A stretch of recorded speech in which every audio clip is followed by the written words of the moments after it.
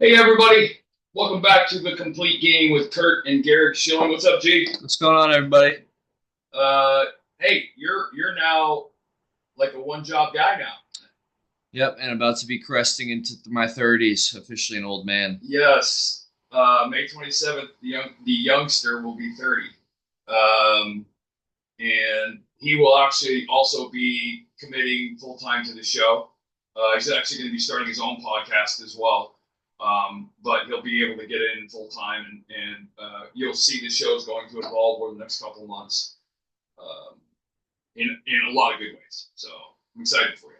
Yep, I'm excited as So well. the name of the podcast is The Complete Game, and we are going to recognize as such. In that, given that it's almost as rare as a no hitter these days, we're going to call it complete games in the big leagues. We're actually going to get T-shirts made, and I'm going to send them to these guys in the big leagues uh, who do throw complete games. Tarik Skubal, who is just remember the number 103 for now, but went 9, 2 hitter, no walks, punched out 13 today, and well, he was just phenomenal. And he's a guy. It feels like Justin Verlander early in his career in a sense. He's going to be in the Cy Young conversation every year. Special pitcher who's on a team now. When I look at the postseason, I always talk about swinging this pitching. You got to have swinging this pitching. You need that guy to start games 1-5 of a best of 5, or 1-4-7 of a best of 7 if you can get that out of them. But it needs to be a pure ace, a true ace, and this guy is everything that a true ace brings to the table. And he was really special. We're going to show some video afterwards, but I wanted to kick it over to you, G, and I wanted you to bring up or bring us up to date on just some news around the minor. And this is kind of stuff that interests us, young players, injuries for fantasy and fantasy news and whatever. And there's a couple things happening this week, performance-wise and injury-wise, that I want to know about. Yep, just some quick hits. The Red Sox had their number 2 prospect and number 8 overall in the MLB ranked prospect, and their number 4 overall draft pick in 2021, Marcelo Mayer, get his first and second hit the day after his debut today, so that was cool. And that call-up was why? Bregman? Bregman, That was the Bregman Cassis, injury. yeah. Yeah. Yeah, struggling with some injuries. Yeah. Speaking of injuries, Adley Rutschman was also sent to the IL today. I think you said it was head injury, right? Well, he had foul ball off the head, yeah, off his came out mask. the game, which I'm assuming with all this new concussion stuff, he's probably going to be in concussion protocol. Yeah. And he's on your fantasy. Yeah. So is Tarik Skubal, though. So good for me in that sense. Okay. Ronald Acuna Jr. wasted no time in getting back, hitting his first pitch into orbit today. That was first pitch he saw. Like, and it wasn't like I wonder if it's going. It was no, that was bomb, a rope. But and God bless him. He's a phenomenal talent. But I kind of chuckle at how performance gets people to stop talking about dumb stories. And I mentioned that because we talked about it. Who was the one that got chastised for not running? Soto gets yelled at earlier this week, and then the headline in the article today was Soto answers all questions with key double. Yeah. Like, no, that didn't answer any questions. We knew or Rafael Devers. Right. With his whole like complaining about Right. complaining is now, oh, look at it, sparked him into this hitting streak. He had 8 RBIs in the day.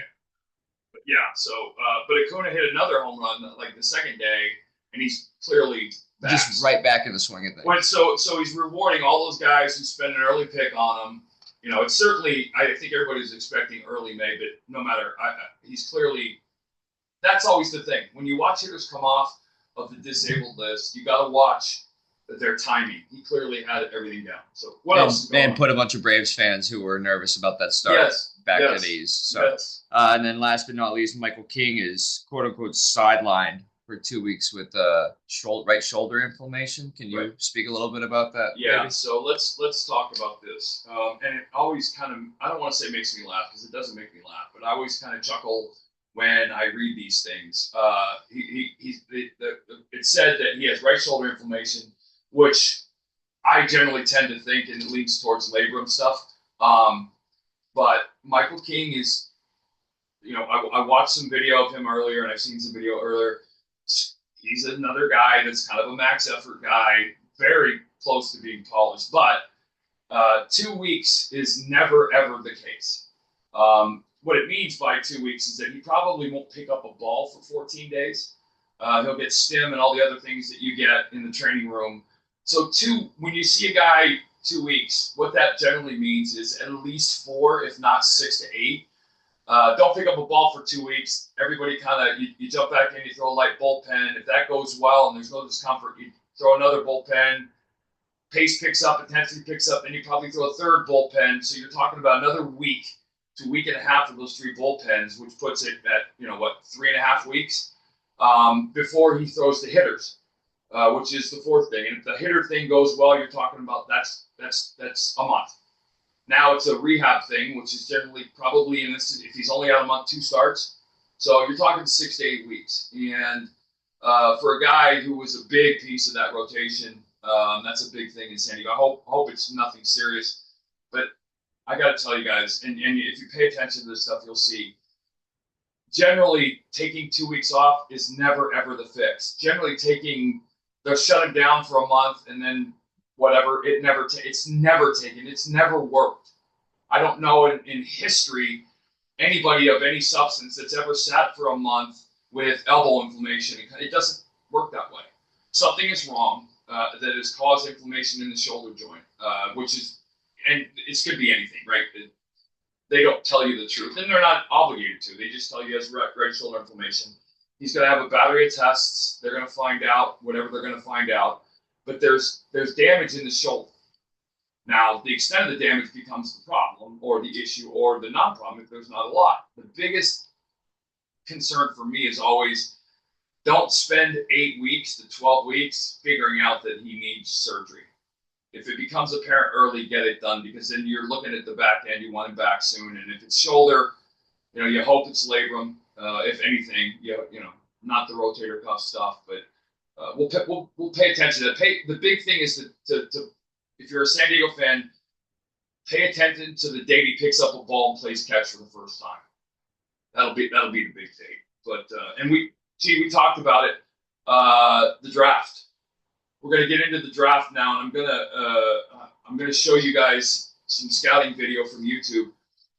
And we don't make money on this podcast, and I don't think that matters from a licensing perspective, but I'm going to show you some YouTube stuff on the top 2 prospects in the draft this year, and I'm going to talk through how I look at it, how I scout it, so to speak, and then I'm going to show you some highlights from ESPN and MLB.com of Skubal's outing today, and talk about, in contrast and comparison to the young guys. You're going to hear me call them kids. They're young men.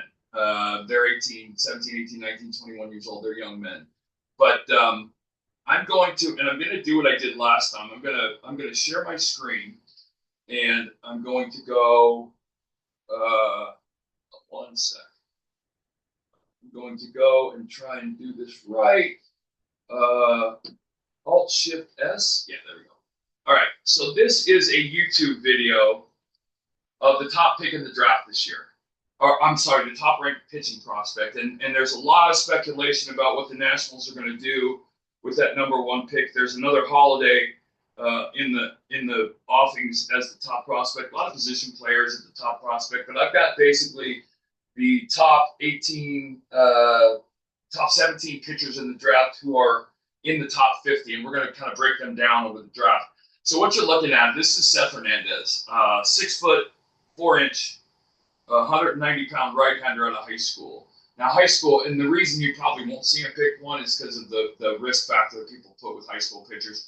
My argument is if you have the right pitching development program, it's irrelevant. I like it because I'm getting the kid 2, 3, 4 years before I get him out of college, and I also am getting him before he has the wear and tear in college. But we're going to watch. I want you to watch, and you're going to see this, and it's kind of not amazing, but not so much. This is Seth Hernandez, and he is these are his warm-up tosses, and look at the velocity, because that's what for the most part all of these kids are ranked by velocity. But look at the delivery. He's got a nice and easy beginning. All these guys are starting like this, which is fine. But look at so he's throwing, that's his slider, breaking ball. But look at all three of those up. And again, he's warming up. And I'm going to nitpick. I'm only nitpicking because he's an outstanding player. That's a change up. But you can already see the front. Look at the front side finish, the stand up straight thing. He's doing it with almost all of his pitches, which is going to mean you're going to be seeing pitches that are going to be missing by a long shot. But he's going to win. But look at the velocity, right? 90 to 92 warming up. First pitch of the game, which this is normal, right? 95. But I want you to pay attention to this. Look at this finish right here. See how straight up and down he is? There's a couple problems with that. But and so if you watch the catcher, right, he's not hitting his spots, but he's at the mid 90s. Now the problem with and he's scattering the ball all over the place, and he's thrown I think 5 fastballs and they've been all over. And that's ball 4, but you're going to get swings out of that pitch when you're around the strike zone with that stuff, right? 96. So you're talking about a mid 90s arm who's got, and he's an upper 90s guy. He's not throwing as hard. Nice curveball. Nice little 12-6 curveball around 80 miles an hour. But look at the finish. That's a decent little slider there. I never had a good one, so I can never teach it. But if you look at him, there's another one, chuck swing, ball 6 feet out of zone, gets chased. And the chases here are, but look at this. That's I'm going to stop it next time. Look at right there. You want to see his head, which is right here, needs to be down here, right?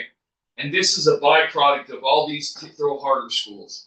These kids are being taught to throw hard, which is working and getting them drafted, but it's not helping health and pitching in the big leagues. But look how straight up and down he is.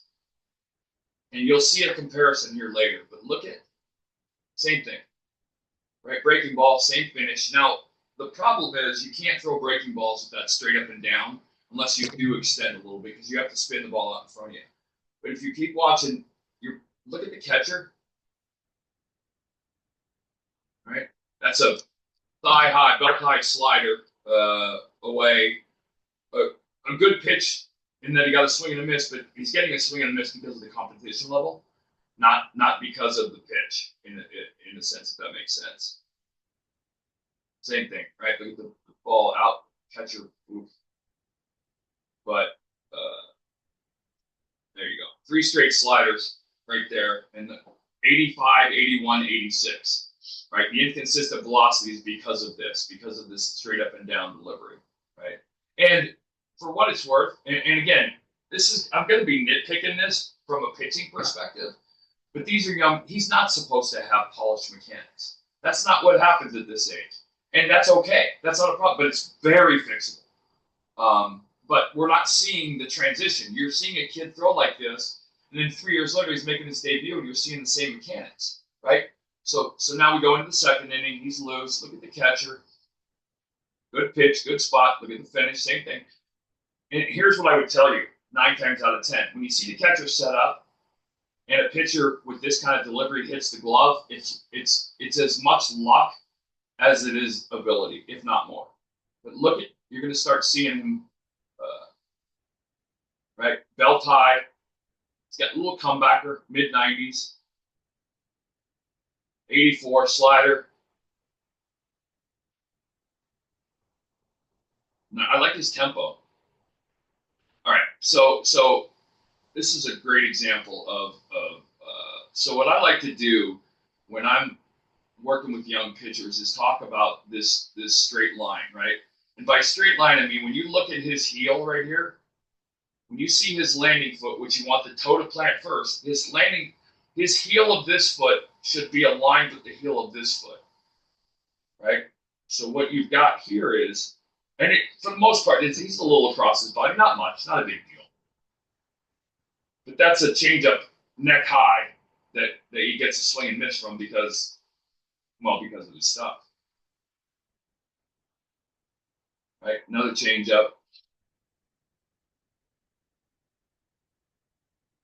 3 straight changeups. I'm not really sure why a kid in high school would throw 3 straight changeups, especially when it's from mid-90s. But so there you go. Right, look at the delivery, look at the finish, standing straight up. and you've got a breaking ball that was a hanger. He's going to get it called a strike, I think. Yeah, but that's not a quality pitch from the perspective, right? Fastball 97. I mean that you can't hit that. You cannot hit that variation of velocity. It's supreme stuff. And again, I want to keep emphasizing this. My criticism is pitching perspective. I haven't talked to this kid. I don't know him, so I'm critiquing the delivery.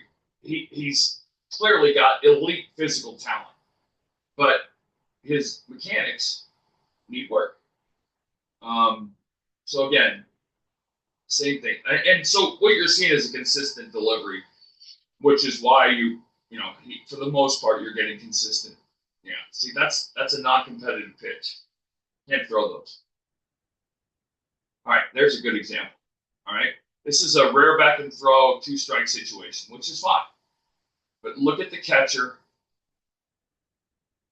All right, now here it is. Look at the catcher. See where the catcher is right here? Watch where this pitch goes. Yeah. That's a really bad miss. Nice breaking ball. Gosh, there's a lot to work with here. A lot to work with. And here's my problem with all the changeups. A changeup is literally with his stuff, and I appreciate the pitching, mixing up pitches, but sometimes guys make it harder than it needs to be. If that's an 81-mile fastball, look where he hit it. He hit it to left field, and he didn't hit it solid, but you throw 97. Throw your fastball, work on command your fastball. But again, I like the tempo. Nice, easy tempo. Boom, ball comes out of his hand. High fastball. Fastball just wore him out inside. Just plus stuff, man. All right, there's a good. All right, so look at this. I want you to see this. So look at this next pitch. Not this one, but the next one. Yeah, no, that was actually the one. Hold on 1 second. That's the one I want to see again. All right, remember when I talked about when he plants, I want this left heel to be, when his toe pointed this way, his left heel to be aligned with his ankle. And what happens is when you have mechanics like this, look at how far over this is what it's called thrown across your body. And it's not generally good for you. It's certainly not healthy, but it costs you so much velocity and power. Again, little thing. These are all nitpicky little things. He's throwing quite a bit across his body. And like by that, I mean, watch how far over his foot's planting compared to his heel. And it's not consistent. But again, that's to be expected from an 18-year-old. Yeah. He's literally given these guys a chance by throwing those breaking balls. First pitch changeup. Yeah, good tempo. I like the tempo. Not in a hurry to throw the ball out. That's unhittable in the big leagues, much less high school. 81 to 95. Then another changeup. Again, the only reason he's even competing is because he's given them a chance, or the hitter. I mean, yeah, that was, and that's okay. But here's the problem with that pitch, right? Here's the problem with that pitch. Look at where the catcher's setting up. Watch where the pitch goes. Look at the finish. Almost, he clearly wasn't thrown out, but you can't miss by that much. And well, you can. You shouldn't. Really do like this tempo.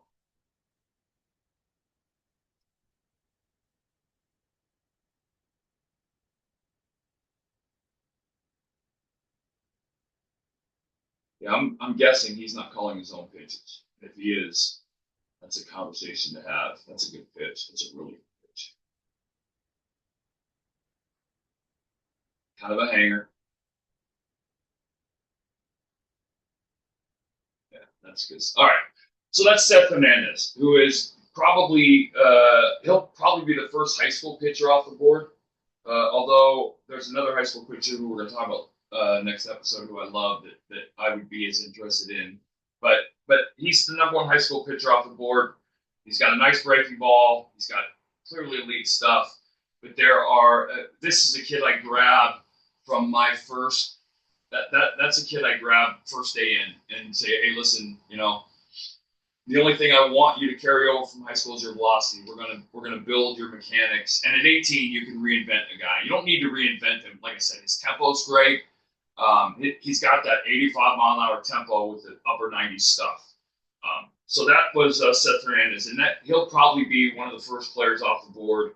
I got to tell you, if he doesn't go 3 and I'm Colorado, in a heartbeat, I take this kid at 4. Just because but like we said earlier, if the kid you draft is gonna be look like the kid that gets to the big leagues, I don't draft him unless I completely revamp the way I teach and develop my pitchers. But that's the kind of kid who you give me 3 or 4 years in the minor leagues, give me 500 innings, and you'll have a contending Cy Young guy for a decade or more. All right, so the next guy up is a college arm. He's the number 3 ranked prospect, number 2 pitching prospect, a left-hander, 6'1", 188, Jamie Arnold.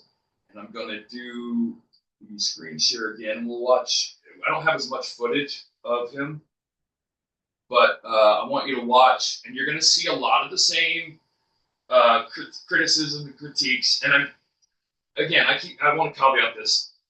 I'm critiquing some of the best young players on the planet. So this stuff is purely, in my opinion, purely from, it is my opinion, it's what it is. But from a former big league pitcher who understands pitching, and I can teach pitching on what I'm seeing in these guys. So this is a left-hander, Jamie Arnold, and there's a little Randy Johnson here, and not in his stuff, but in how he uses his slider. But I want you to watch okay, I stopped it there. This right here. See the stand-up? That's a fastball.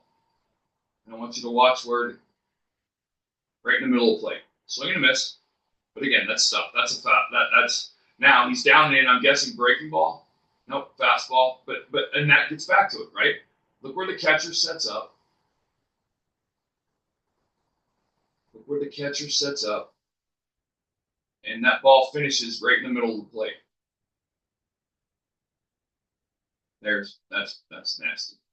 That's the but see, here's the thing about that pitch, right? Watch this pitch.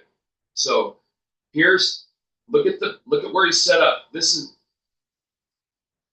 just filthy. Just filthy. Lefty coming in on him. Better finish. This is a breaking ball. You can tell by the finish, right? That's nasty. But he's not finishing through the ball. So let me go back and start. But watch. Fastball upright down the middle. Fastball that was supposed to be right here. He caught it right here. That's when we were talking about like Aaron Judge, he doesn't miss those, right? And then this whole thing. This is again the byproduct of these schools. I'm going to teach you how to throw as hard as you can, but I'm not going to teach you anything about pitching. So, breaking ball, supposed to be down and in. The problem is getting that ball down and in for a lefty is about extending towards the plate and finishing. He's standing upright, and what happens is it forces you to leave the ball short of your location. That's a middle slider.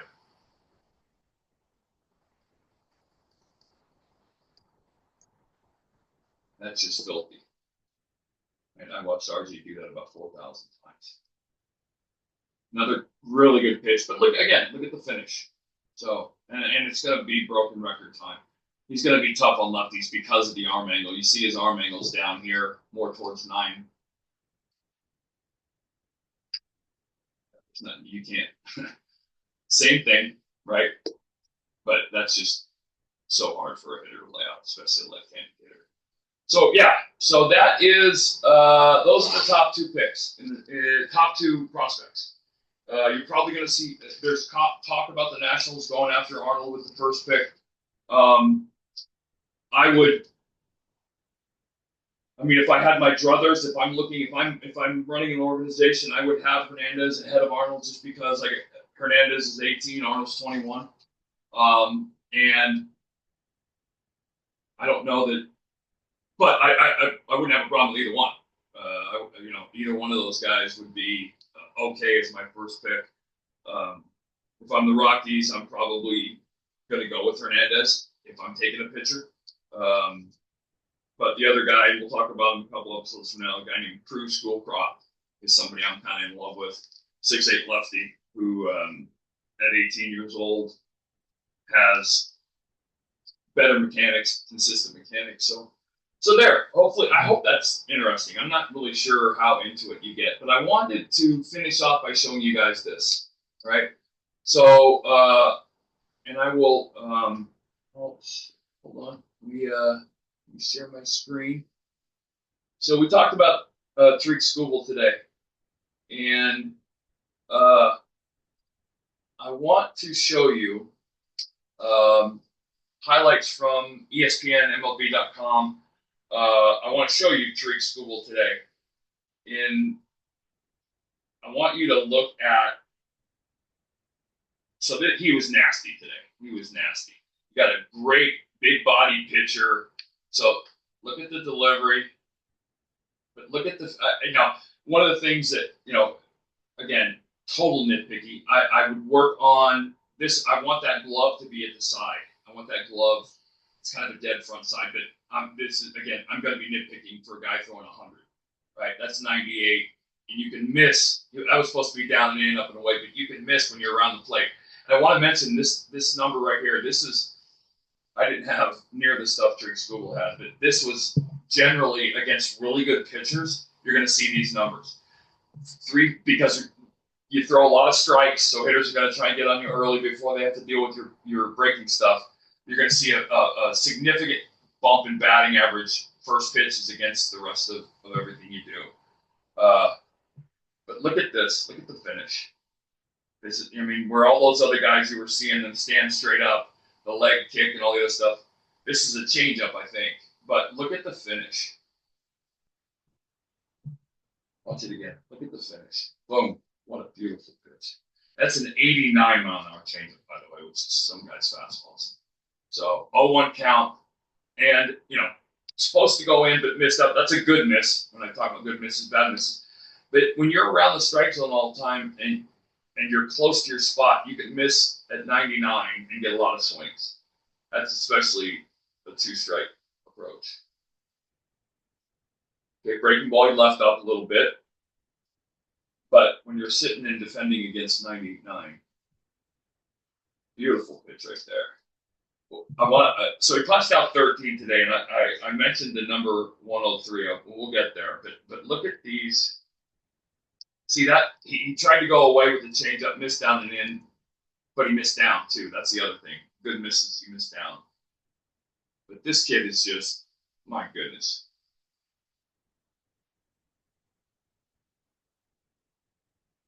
Yeah, that's the last strikeout of the game, and let's zero in on this number right here.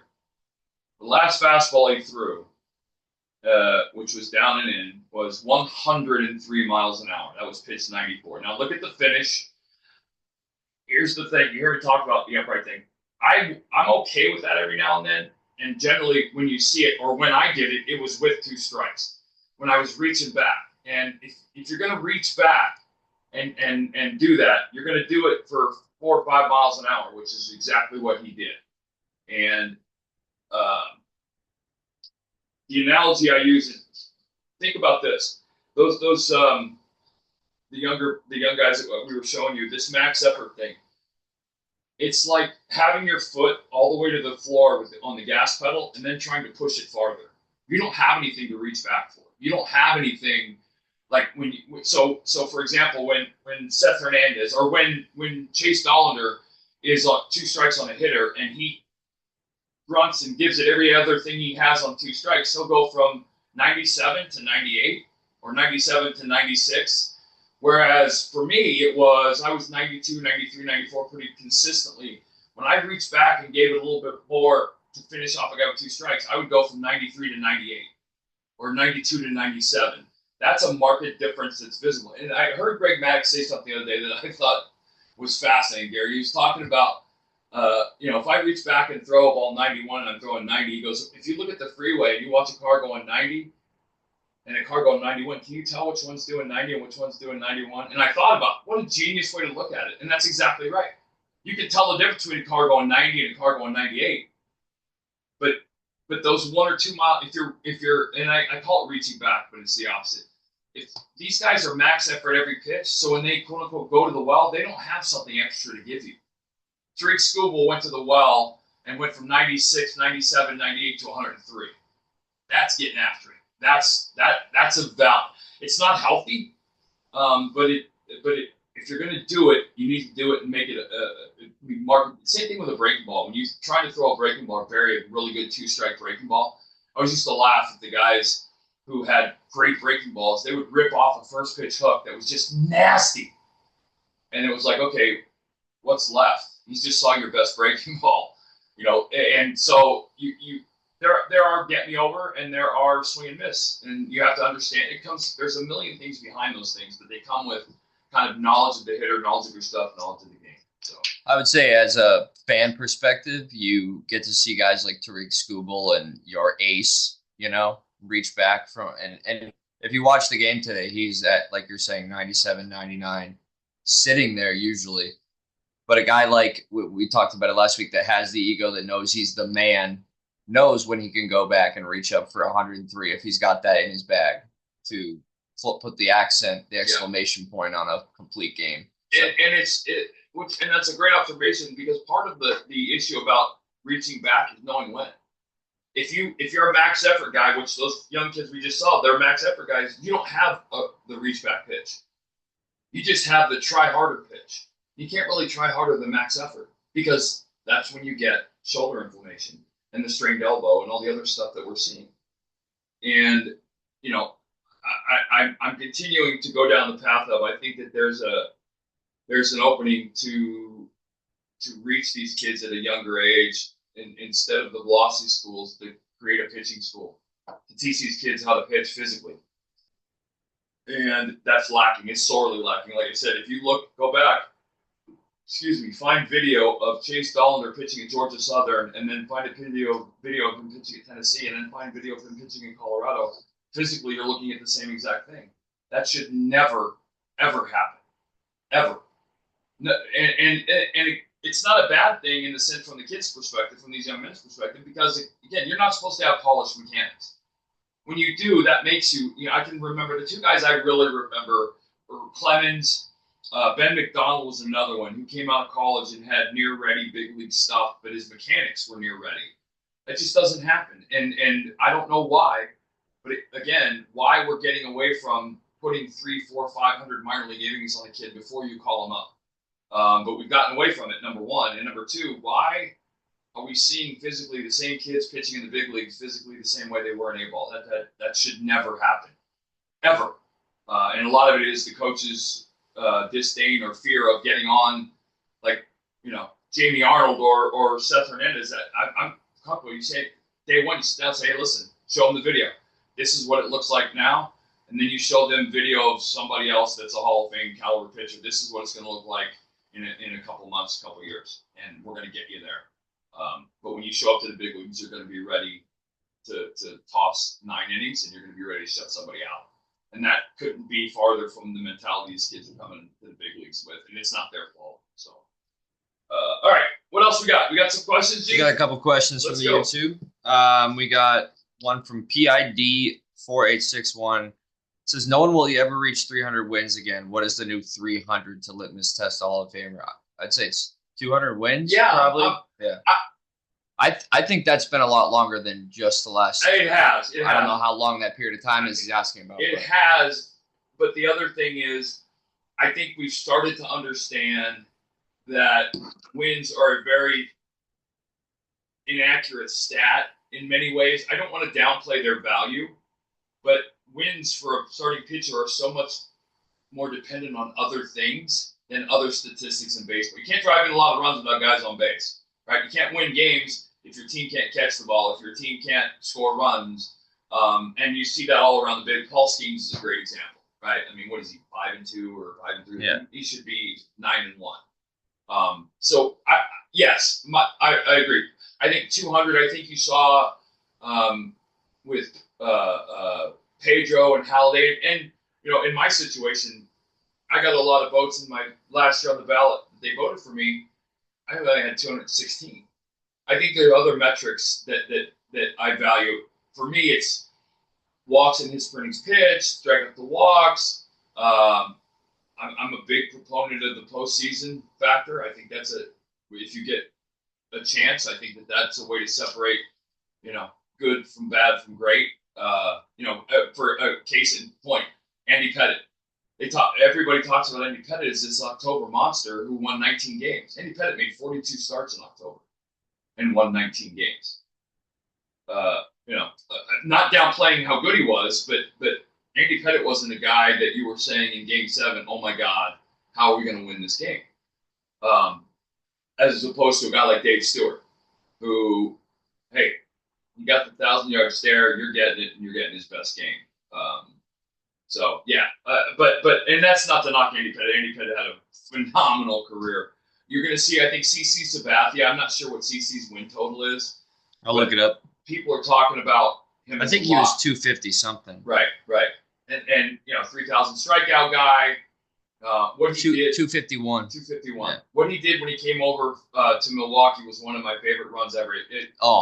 Go back and look at Rick Sutcliffe with the Cubs and RJ Doyle Alexander with the Tigers, RJ with the Astros, and so those are some of the. And David Cohn was traded every year at the deadline for almost. I think Verlander might have had one of those stints too, where he went somewhere and dominated for a back half. That's the trade deadline, like rabbit out of a hat. Yeah. Everybody's making that trade for a starting pitcher, hoping that. I mean, that was hell in 2000. I got traded to Arizona. I started out 4-0. And I remember I beat Maddox with a complete game in Arizona and thinking I went to like 4-0, and I was like, I'm going to help this team. And I went right down the shitter. That's also such a fun thing. Like we're both hockey fans who watch it right now with Mikko Rantanen. Like that storyline, Marchand as well. But I'm saying when you get to play against the Colorado that dealt you and get to shove it up. Because, we talked last game about bulletin board material. Yep. That's the unspoken bulletin board material that motivates beyond anything you could ever imagine. Like, I remember going back to, and it wasn't, I didn't get traded because Phillies wanted me out. I got traded for a lot of different reasons. But when a guy gets traded and they're, neither one of those, Rantanen or Marchand got traded for, he wants out. They were trying to better their franchise. But there's I'll show you. Rantanen was. But yeah. Yeah. But there's I always say, don't give a guy who's supremely talented more reason to beat you. And watching Marchand and Rantanen has been pretty spectacular. Yeah. And then Dr. Phil, kind of following up on our draft talk today, was wondering, do you observe non-pitchers, or do you just not feel as comfortable discussing non-pitcher prospects?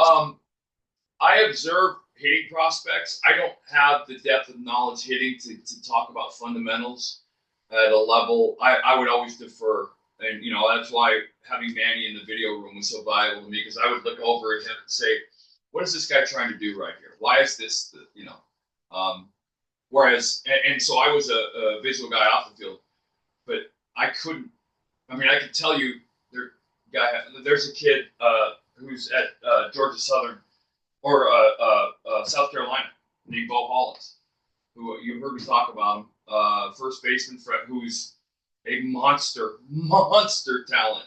I'm watching him hit, switch hitter, who has plus power, and is legit Gold Glove for 50. I can quote unquote scout defense better than I can scout hitting, and I'll always defer to somebody. I'll send video if I'm looking at it here saying, hey, tell me what you think. Same thing I did with Dougie Mirabelli and in designing and thinking about catchers. I asked him to look at some catchers and say, tell me what you think about, Henry Davis and other guys. So cool. All right, you want to guess the teammate? We're going to guess the teammate. All right, we got 5 clues. If you haven't been here before, we get 5 clues, ranging from very vague to not so vague. And my dad is trying to guess a former teammate of his. So without further ado, the first clue. I am a 15-year Major League Baseball veteran with 193 career home runs.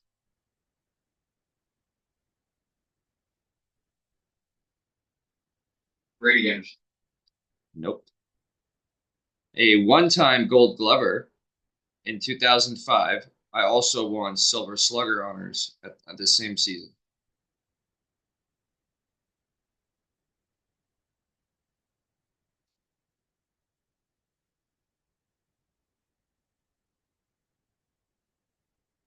Gold Glover in 05. A one-time Gold Glover in 2005. I also won Silver Slugger honors that same season. Kevin Newton. Nope. A three-time All-Star for the only MLB club I won my 2 World Series with.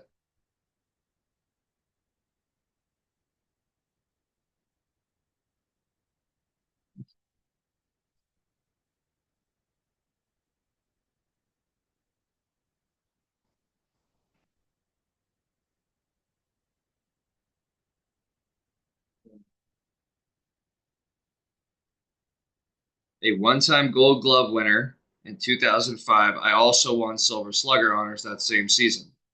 A three-time All-Star for the only MLB club I won my 2 World Series with. Bill Miller. Nope. A switch hitter, although I am best remembered for my play on the other side of the plate. Oh, come on. Is it Tech? Veritech. I didn't even know that he won the 05 Silver Sluggers group. I figured that would get you off guard because I was like, I saw it on his baseball almanac and I had to double check with Baseball Reference because I didn't remember that either. Yeah, I mean, I also was shocked he only won 1 Gold Glove. I know he wasn't like a premier defensive catcher, but one is crazy. He played at the same time. Still, one is crazy to me. Right. And then I thought this was just a fun last clue. I've caught 4 no-hitters. Oh, I would have known that immediately. Tied with Carlos Ruiz for most all time. But do you know who the 4 guys are that he threw? Derek Lowe, Clay Buchholz. That's 2. Derek Lowe, April 2002. Right. Clay Buchholz, September 2000. John Lester. John Lester, May 2008. I'm forgetting the obvious. You've got the 02, the 07, and the 08. The last one is 01. What's it pay real? Wait. Oh, God. Who's the 01 guy? Would you like initials? Yeah. HN. HN.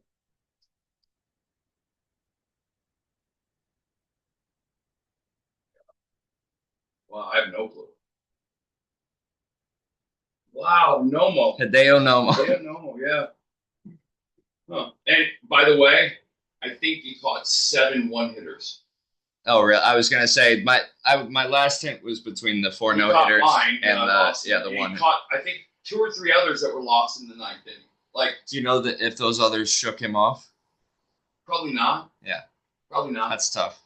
Is that?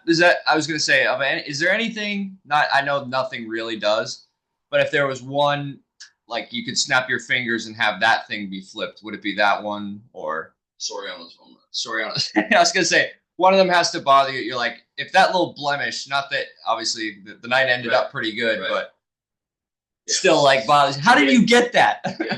Not that he hit it, it's how far he hit it. Oh yeah. Like it was a no doubt. Like, are you kidding me? That's an ankle high split, dude. In the home stadium to go ahead too. It's, you see There's everyone. A couple other, nobody wants to catch it.